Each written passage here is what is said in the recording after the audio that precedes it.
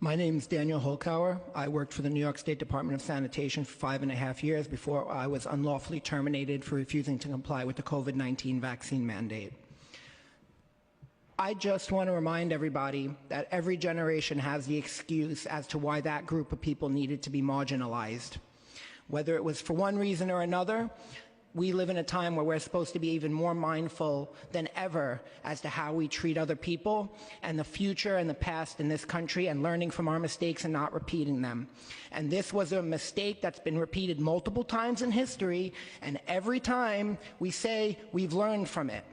But we don't. The next generation has the excuse as to why we have to marginalize another group of people. Why? Well, this time they refused to vaccinate.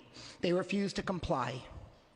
When we reach a point in our country where regular, everyday, middle-class people are forging documents in order to maintain their jobs, in order to go to a restaurant, in order to not be segregated against, it is time for national self-reflection. It is time to ask ourselves, wait a second, are we about to make the same mistake we did 1,000 other times and claimed we learned from?